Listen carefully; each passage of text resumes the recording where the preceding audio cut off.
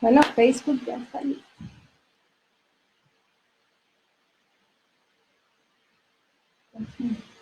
Estamos en los preparativos, pueden ir saludando, mientras se van uniendo, le vamos a ir dando alcance.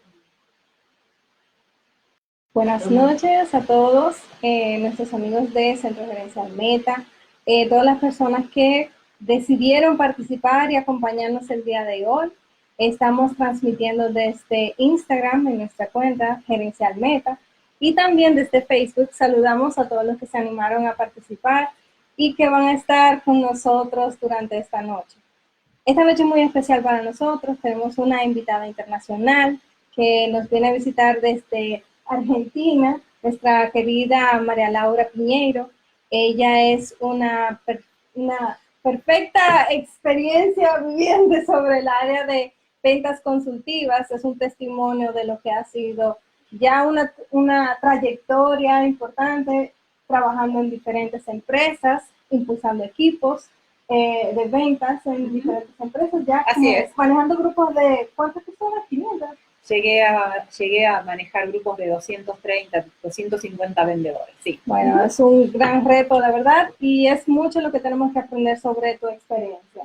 Bueno, muy buenas noches a todos. Gracias, Natalie, por la introducción. Y bueno, y esperemos que todos los que estén conectados ahora se animen a hacer preguntas mientras estamos conversando, para ver si los podemos ayudar un poco en su tarea del día a día. Exacto.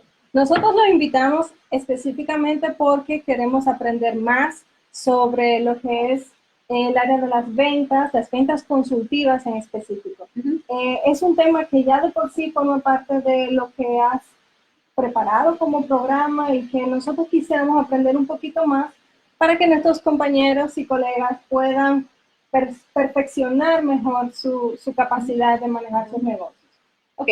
La venta consultiva, Natalie, como bien comentábamos antes, es una actividad muy interesante y requiere de un gran desarrollo profesional de quien la lleve a cabo.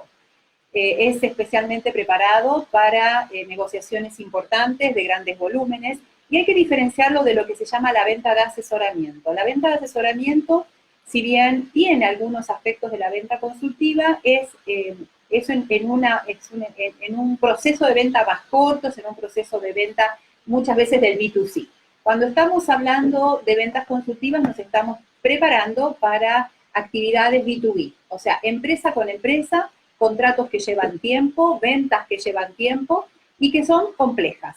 Ahora, como son complejas, justamente lo importante de esto es que si uno tiene claro los pasos que hay que seguir para aumentar la efectividad de esta venta, las probabilidades de poder contar con contratos grandes para uno son grandes. Y de eso se trata un poco el taller y la metodología de la cual vamos a conversar hoy. Perfecto. Nosotros precisamente estábamos interesados en identificar cuáles son las herramientas y cuáles son las estrategias que una persona podría empezar a incorporar en su forma de manejar sus ventas para mejorar sus resultados específicamente. Ok. Cuando hablamos de venta consultiva, una cosa que es muy importante es empezar a vender en función de cómo decide el cliente. Ya no desde la forma en cómo a mí me gustaría vender, sino cómo decide el cliente. Entonces, una de las partes básicas de esto es contar con mucha información antes de empezar a vender. Se dice que es la parte de recolección de información para detectar las necesidades en la cuenta. ¿Qué decimos de esto? Por un lado, en una cuenta nosotros tenemos varios focos que debemos conocer. Por un lado está el foco usuario, que es quien tiene el problema. Por otro lado tenemos el foco influenciador, o abre puertas, que es el que nos puede dar mucha información para ingresar a esa cuenta cuando queremos vender y donde queremos empezar a hacer nuestro trabajo. Y también el foco decisor, que es el que generalmente tiene el dinero y es el que termina diciendo si te compro o no te compro. Y que muchas veces es más difícil de acceder. Seguramente sí, si no tienes las relaciones es para el cual más debes trabajar para poder acceder. Entonces, cuando hablamos de conocimiento de las necesidades de la cuenta, a diferencia de la venta más simple, la venta consultiva lo que te dice es que tú tienes que saberle preguntar a cada uno de estos focos adentro de la cuenta. Básicamente porque el influenciador te va a dar información para llegar al usuario, el usuario te va a decir qué es lo que necesita y el decisor si cuenta o no con el dinero como para poder hacer este trabajo. Entonces, como verán, en cualquier proceso de venta común, uno dice pregunte e indague. Acá es, sí, pregunte, pero no a uno solo. Pregúntele a mucha gente adentro de la cuenta y contacte a mucha gente adentro de la cuenta a la cual le va a hacer preguntas diferentes. Con toda esta información, uno tiene que pasar efectivamente a la fase de presentar la solución y de saber cómo toma la decisión de compra la empresa. Y esto sí que es muy interesante, porque uno lo que tiene que empezar a conocer son los criterios por los cuales los decisores toman una u otra opción que se les estén presentando. Hay un juego que se hace aquí, que es decir, si el decisor pondera con más fuerza un beneficio o una cualidad que yo no tengo, lo que tengo que hacer es ver cómo manejo la información para poder virar este criterio de decisión que a mí me convenga. Esto te lo puede permitir una venta en el tiempo y largo. Obviamente que en una venta más simple, más corta, no te da el tiempo. Pero es muy bueno cuando uno empieza a decir, ok, yo no estoy bien posicionado acá, mi competencia está mejor, entonces, ¿cómo hago para que el decisor no mire dentro de la propuesta la parte en la cual yo no estoy fuerte, sino que tome la decisión en base a la parte de la propuesta en la que yo sí soy fuerte? Y esto es un trabajo de influencia muy fuerte que un vendedor consultivo tiene que hacer. Tiene que tener muchas habilidades logradas para poder tantear, cautivar y un poquito también conocer cómo yo puedo revertir ese efecto que ya es un criterio en el tomado de decisión. Sí, aparte de todo eso, lo que es muy importante en esta etapa es ser muy analítico. ¿Por qué? Porque uno tiene que escuchar, pasar a la parte objetiva, hacer el juego y desde ahí entonces posicionarse bien. Así que es muy interesante esta parte. Y después lo que viene, en venta consultiva no se habla de manejo de objeciones, se habla de manejo de preocupaciones. Porque está bien, nosotros ya supimos lo que el cliente quería, le presentamos lo que estaba buscando, buscamos sus criterios de decisión y sobre eso presentamos nuestra propuesta, pero después viene la etapa de las preocupaciones, porque el cliente empieza a pensar, bueno, como es un contrato grande del cual estamos hablando y es un proyecto grande del cual estamos hablando, el cliente obviamente va a empezar a preguntarse si la opción que está eligiendo es la correcta o no.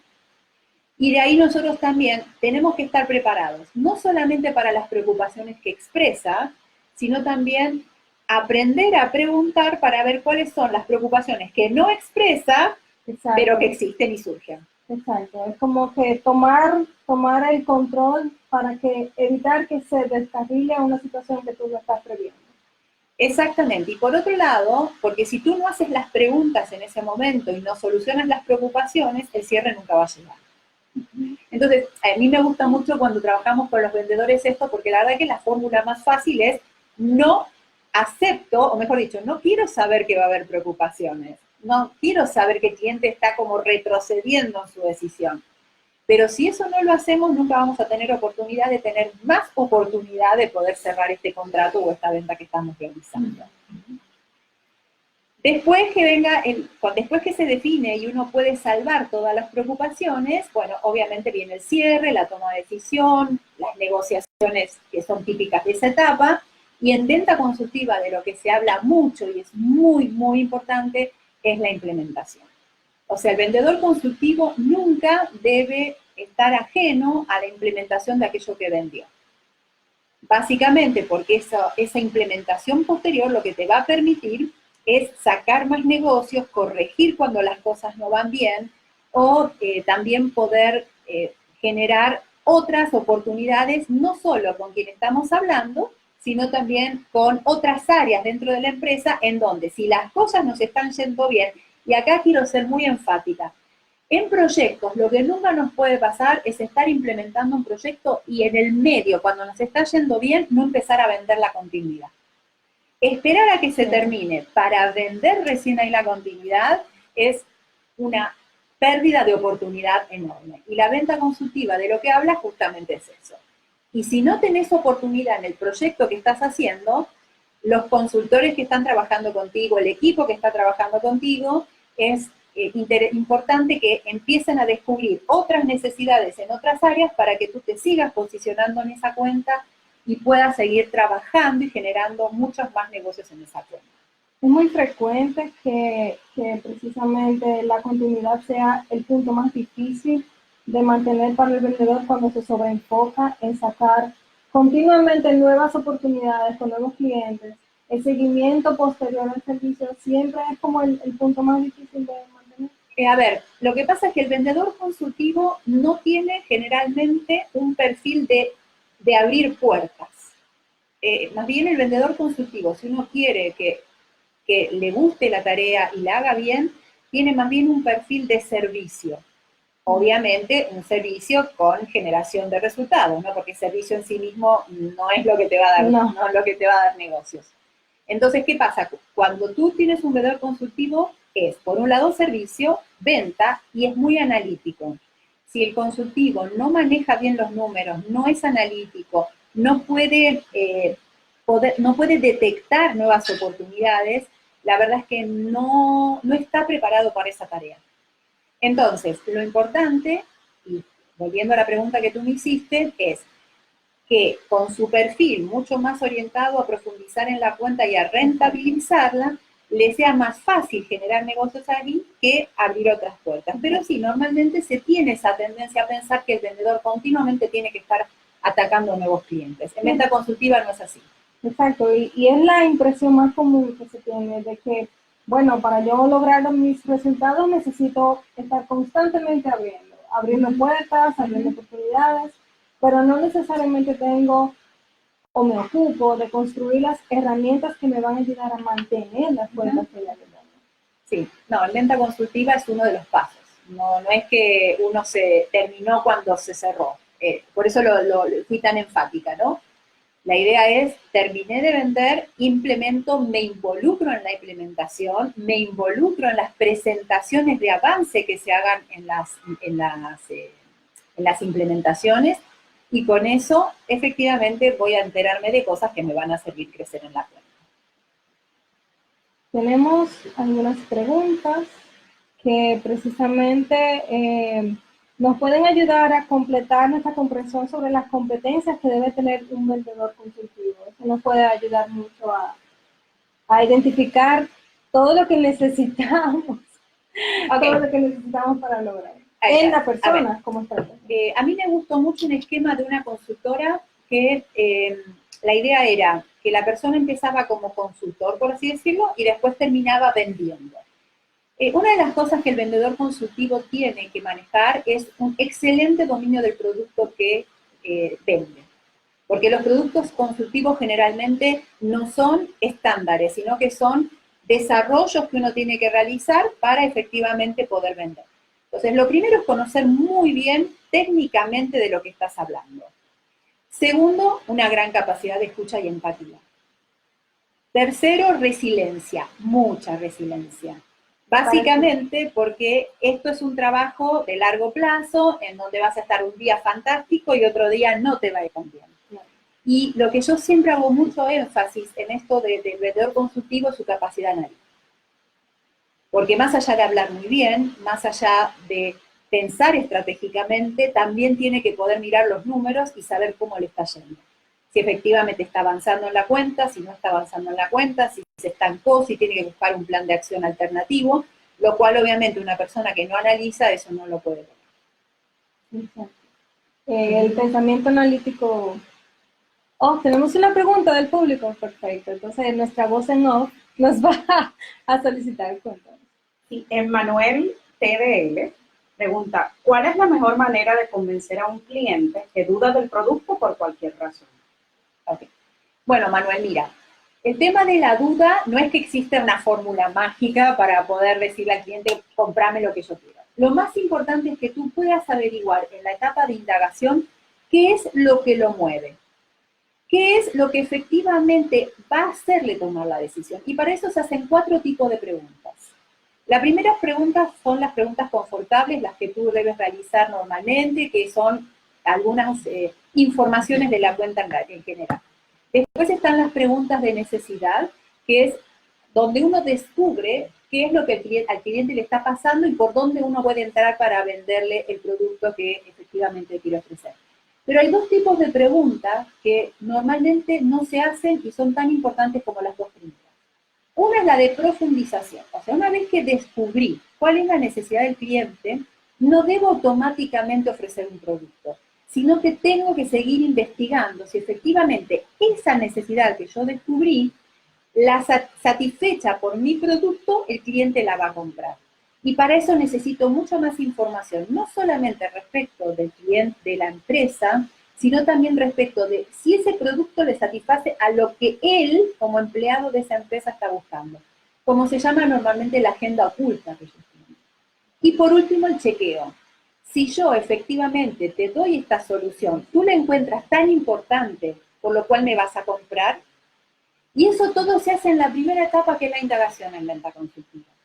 Cuando tú tienes ese panorama claro, fíjate que lo que tú me preguntaste, cómo hacer para convencerlo, es porque como ya averiguaste tanto lo que necesita, es imposible que cuando argumentes te diga que no, porque vas a usar sus ideas y sus palabras. De manera tal, entonces, la venta consultiva no es llegar a la argumentación adivinando si es lo que el cliente quería. Ya tenés que estar tan seguro que cuando argumentes, seguramente el cliente te va a decir que sí. Excelente. ¿Tenemos alguna otra? Sí. Tenemos una persona que quiere unirse a la entrevista, imagino que para hacer una pregunta, lo vamos a invitar.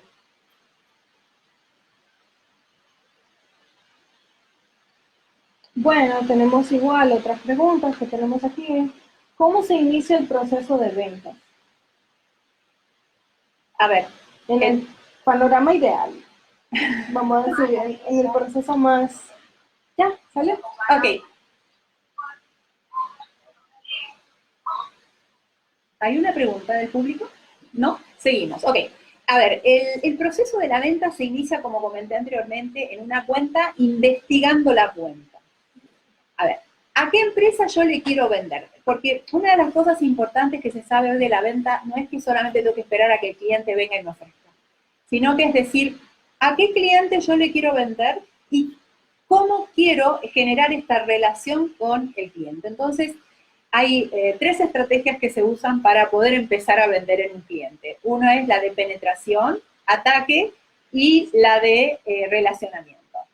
El proceso de venta empieza con una estrategia clara. Lo voy a atacar para venderle porque ya tengo relacionamiento, me voy a relacionar para poder venderle en un futuro, o estoy adentro y puedo venderle mucho más. Entonces, según dónde estemos, en qué situación y en qué estrategia, es cómo se inicia el proceso de la venta. Obviamente que, como hablamos anteriormente, el más fácil es cuando ya uno está y lo que quiere es seguir vendiendo productos. Ahora, cuando es ataque es porque ya tengo el relacionamiento y llega un momento en que, bueno, ahora tengo que venderle algo. No es seguir hablando, tomando café y enterándome de la cuenta, de lo que viene a la cuenta, sino como ya descubrí que es un cliente potencialmente potable, entonces ahora sí voy con una propuesta por la que espero venderle. Y el relacionamiento, bueno, la idea es que creamos un ambiente de credibilidad, porque los clientes compran cuando somos creíbles y cuando le damos una oferta de valor o una oferta que ellos consideran de valor. Entonces, la oferta de valor solamente la voy a poder dar si pregunto y entiendo lo que necesitan, y credibilidad si yo les demostré en cada una de las interacciones que como vendedor o como empresa hice, yo efectivamente soy un proveedor elegible. La estrategia que en un momento nosotros cuando estuvimos conversando, trabaja cuando la persona crea la oportunidad o la necesidad en el cliente. Obviamente, luego de una observación, ¿a cuál de esas tres estrategias entonces le correspondría? Puede ser ataque o puede ser profundización de la cuenta. A ver, no es que uno crea la necesidad. Uno lo que hace es, en función de lo que va viendo que el cliente está requiriendo como solución, genera una respuesta que tal vez no es la que el cliente estaba esperando, o el cliente ni siquiera se imaginó que con eso podía generar la solución, y nosotros se lo estamos dando. O sea, la necesidad, el problema tiene que existir y a alguien le tiene que doler, porque si no vender... Obviamente, no estamos creando el problema, es simplemente entender algo que quizá no está siendo obvio. Sí, exactamente. Es como exactamente. sacar a la luz un tema que quizá no estabas prestando atención, pero que gracias a las habilidades logradas podemos entonces identificar y ofrecer algo diferente. Así es. Bien, ¿aparece alguna otra pregunta por aquí? Ya las tenemos. Sí. Ya. Una de las cosas importantes que en venta consultiva hay que considerar es que es un reto y un desafío muy interesante porque el profesional de la venta tiene que desarrollarse en muchos ámbitos. En una de las preguntas me decían cuáles son las competencias. En venta consultiva hay mucha negociación. Y la negociación implica el poder hablar, influenciar, pensar rápido, el poder manejar las objeciones y por sobre todo planificar cada uno de los momentos en los cuales yo me voy a juntar con mis clientes o futuros clientes o potenciales clientes. Y también entender que no hay un solo decisor o una sola persona con la cual yo voy a hablar adentro de la cuenta. Entonces, para cada una de esas interacciones, yo tengo que estar sumamente preparado. Preparado para preguntar, preparado para conceder, preparado para negociar.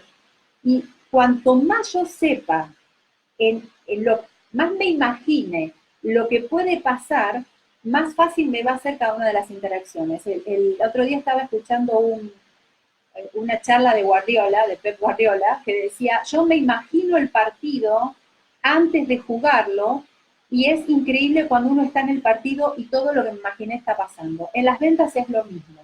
Cuando yo estoy hablando con una persona o un posible cliente o un cliente, me tengo que imaginar lo que puede pasar en esa jugada o en ese momento y desde ahí prepararme. Por eso las competencias de profesionales para un vendedor de esta índole hay que desarrollarlas. No cualquiera puede hacerlo. Estamos hablando de contratos o ventas de bastante valor que tienen que ser rentables, que tienen que ser de ganar-ganar para poder permanecer en el tiempo. Entonces, el prepararse, el planificar, el visualizar es muy importante para poder llegar a un buen fin. Y tener un método probado y ser un estudioso del método es lo que te permite efectivamente ser el mejor vendedor y el mejor profesional. Tenemos una pregunta de Melo Chabebe. ¿Qué tal la importancia del lenguaje corporal de la audiencia en el momento del pitch? Speech. Ok, todo lo que es el lenguaje corporal es sumamente importante. El lenguaje corporal nos va a decir cómo vamos, porque uno puede mentir desde la palabra, puede mentir desde, yo les diría que desde la cintura para arriba uno puede mentir, pero de la cintura para abajo se olvida y no miente nunca. En negociación el poder darte cuenta o en ventas consultivas, cuando estás con un cliente, darte cuenta si los ojos del cliente van, hacia dónde van, si la pupila se está dilatando o no se está dilatando, si el cuerpo va hacia adelante, si el cuerpo va hacia atrás, si se mueve un pie. Bueno, todo eso a mí me va diciendo cómo vamos. Y cuando uno logra poder leer eso más allá de las palabras, o la entonación misma, hay gente que cuando miente tiene la voz un poco más aguda, cuando uno puede lograr eso, es increíble cómo tiene un bagaje y una fuerza mucho más grande que el otro que está del otro lado. Yo creo que una de las mejores cosas que nos puede pasar a los que nos gusta el tema de la venta y la negociación es encontrarte con un comprador entrenado del otro lado. Porque ese es un reto maravilloso. Y aparte porque nos entendemos en cuanto al lenguaje que usamos.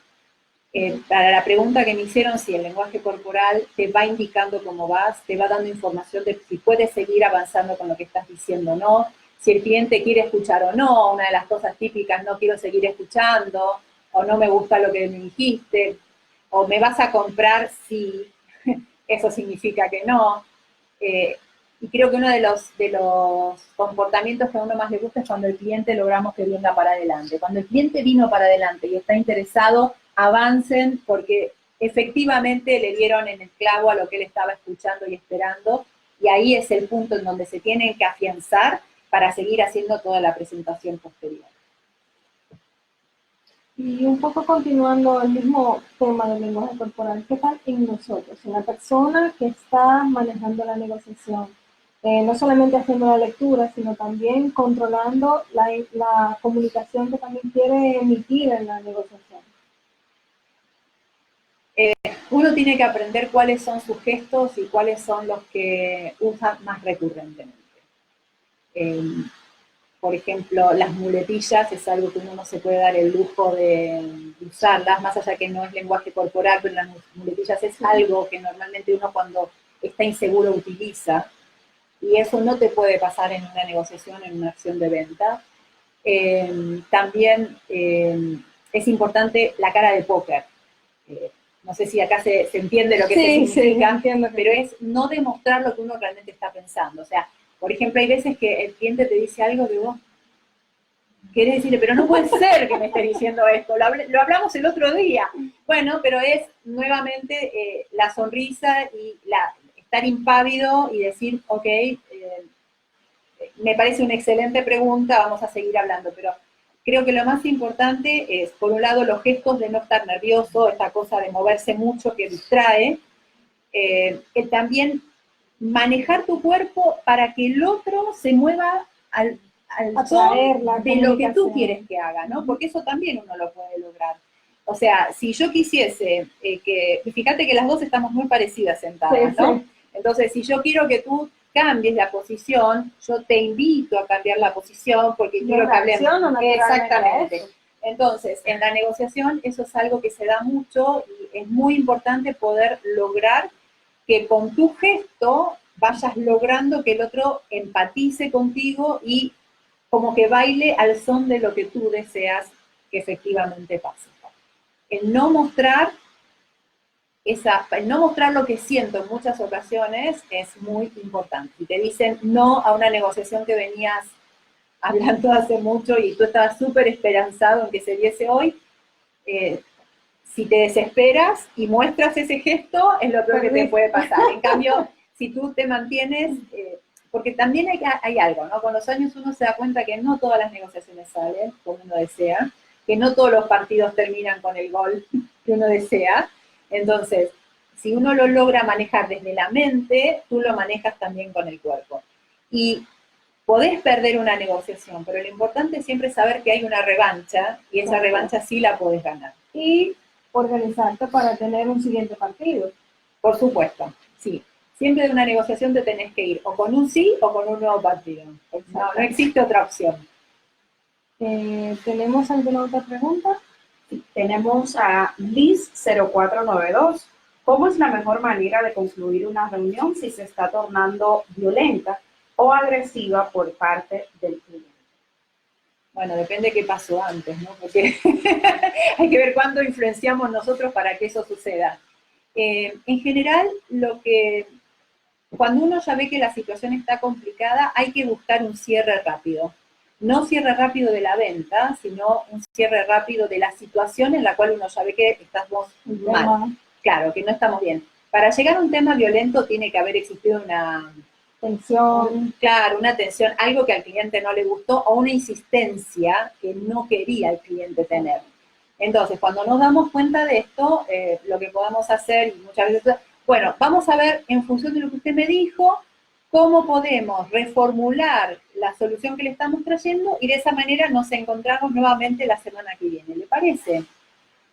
Y uno maneja ese cierre rápido porque si no, vuelvo a decir, es un tema muy puntual el que preguntaron, pero tiene que haber existido algo por lo cual el cliente se enfadó o bueno, es una persona de las que se enfadan fácilmente y ahí hay que empezar a aprender a manejarlo, ¿no? Como psicológicamente puedo hacer para no llevarlo a su ámbito de violencia donde él está cómodo, porque hay clientes que en la violencia están cómodos, ¿no? Entonces, evitar llevarlo ahí y si se puso violento en un momento en particular, bueno, buscar un cierre rápido con una posibilidad de reunión en la semana siguiente. Para eso tenemos que ser muy oportunos en respecto del momento en que eso se hace. Bueno, nos hicieron una pregunta que son las pautas para la gestión efectiva de los equipos de venta. En la venta consultiva, el supervisor sí, o el supervisor o el gerente normalmente, tiene que vas a ser una persona muy importante en la gestión. Primero porque las ventas consultivas normalmente son un equipo de cuenta. O sea, un cliente consultivo requiere de un equipo formado por técnicos de la empresa, por el mismo profesional consultivo, y la función del gerente básicamente es la de coordinar los esfuerzos de este equipo, de coordinar las acciones de este equipo, en la cual algunos tienen obviamente acciones técnicas que realizar y otros tienen acciones comerciales que realizar. El gerente básicamente lo que tiene que hacer es esta coordinación, esta verificación de que en la cuenta se están haciendo las acciones que nos van a llevar en conjunto al cierre del negocio. También tiene que estar preparado para darse cuenta de si las cosas van bien o van mal y cuánto de las cosas que van mal se pueden recuperar con un plan de acción alternativo que él ayuda a generar. Por otro lado, la experiencia que tiene que tener este gerente nos debe permitir generar estrategias diferentes y nos tiene que ayudar también a esas negociaciones que estuvimos comentando que se hacen en cada etapa o en cada hito de la venta consultiva. El gerente tiene que tener muy claro el foco y ayudar a los ejecutivos consultivos y al equipo a efectivamente lograr en cada reunión ese foco que se está buscando. ¿Qué es metodología? Nos preguntan. ¿Perdón? ¿Qué es la metodología? Nos preguntan. De Kovetsu. De Kaizen. La verdad que yo no soy experta en Kaizen, así que lamento no poder contestar esa pregunta. Y la verdad es que no quiero meterme en un tema que no es mi expertise. También tenemos aquí. ¿Cuáles serían los pasos para seguir en una venta? Como comentábamos al principio, la metodología de venta consultiva es distinta a la metodología de la venta más diaria, por así decirlo, la venta B2C. Entonces, las etapas son, primero, la indagación y el buscar las necesidades en varios focos de la cuenta. Luego es la argumentación y la presentación del reconocimiento de las prioridades que tiene el cliente para elegir o los criterios de decisión del cliente. Luego hablamos del manejo de las preocupaciones, luego la negociación típica del cierre y por último la implementación del proyecto vendido y obviamente la rentabilización de la cuenta. Eso es el proceso básicamente de la venta consultiva, que como verán siempre está en el centro el cliente, porque yo no voy a vender en función de cómo yo quiero hacerlo, sino de cómo el cliente me va marcando las pautas de cómo él quiere decidir y cómo él quiere tomar su decisión de compra, influenciado por mí obviamente, pero él es el que va marcando el ritmo de este proceso. Más allá de que yo obviamente tengo una planificación, un tiempo, un ciclo de venta que lo voy llevando, pero siempre me adecuo a lo que él va queriendo. Esto no significa, y quiero ser clara en esto, que las personas que continuamente dilatan el cierre están bien. No, la dilatación de cierre es otra cosa distinta a seguir el proceso de ciclo de decisión del cliente. El cierre, la dilatación del cierre es que no me animo a aceptar la responsabilidad de obtener un no. Eso es muy distinto a que yo me adecue a la decisión del cliente y siga sus pasos y sus tiempos. Bueno, creo que la conversación ha sido muy interesante esta noche. Esperamos tener otras oportunidades de recibirte de nuevo en otras visitas al país. Claro, ¿cómo no? Vamos a ponernos de acuerdo con nuestros colaboradores aquí para establecer la línea de comunicación. Ustedes definitivamente van a querer saber más sobre nuestras oportunidades de ventas. Y María Laura definitivamente va a estar con nosotros un buen tiempo, me parece. Eso esperamos. Exacto, estamos apostando a eso y se pueden comunicar con nosotros al 809-549-4619 y también pueden escribirnos en las redes sociales, pueden escribirnos ¿a cuál de nosotros? Sí, nos pueden seguir precisamente aquí en Facebook, en Instagram y hacernos saber sus inquietudes e incluso cualquier otro tema que más adelante les gustaría conocer sobre el área de ventas con María Laura Piñero. Muchas gracias por conectarse con nosotros y compartir con nosotros. ¿Algunas palabras para Sí, nuestro que quiero público? agradecerles el hecho de que estén compartiendo este momento y bueno, ojalá los podamos ayudar con más preguntas que nos hagan en otro momento que nos volvamos a conectar. Perfecto. Buenas noches a todos. Gracias por venir.